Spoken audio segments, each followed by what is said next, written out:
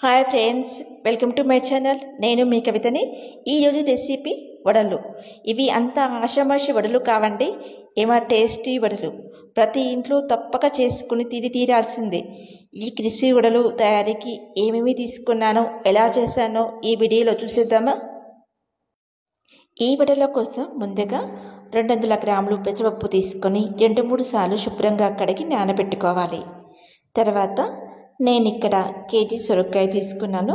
దానిని 2 భాగాలుగా కట్ చేసి 1/2 కేజీ తీసుకొని చిన్న చిన్న ముక్కలుగా కట్ చేసి మిక్సీ జార్లో వేసుకొని మీ కారానికి తగ్గట్టుగా పచ్చిమిర్చి, 1 టేబుల్ స్పూన్ జీలకర్ర, వెల్లుల్లి రెమ్మలు, అల్లం ముక్కలు వేసి బరకగా గ్రైండ్ చేసుకొని ఒక బౌల్లోకి తీసుకోవాలి.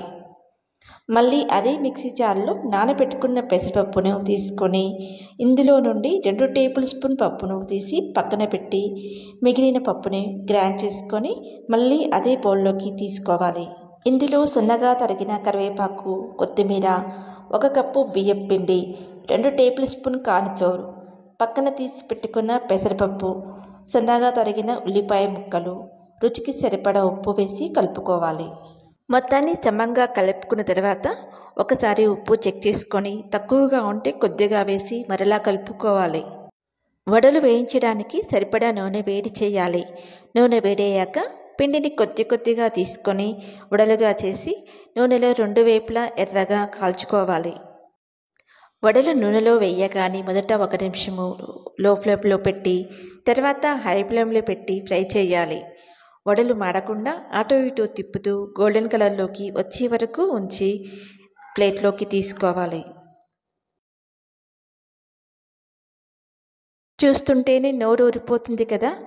కొత్త రుచిని ఆస్వాదించాలంటే ఇవి తప్పకుండా చేసుకొని తినాల్సిందే. ఎప్పుడో ఎందుకు, ఈరోజే ట్రై చేయండి, రుచిని ఆస్వాదించండి. మరి మీకు ఎలా వచ్చిందో నాకు కామెంట్ చేయండి.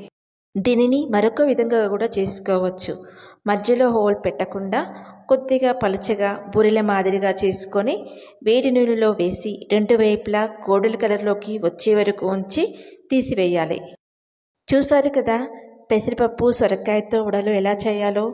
మరి వడలు ఎలా ఉన్నాయి? మీకు నచ్చింది అనుకుంటున్నాను. నచ్చితే తప్పకుండా లైక్ చేస్తారు కదా.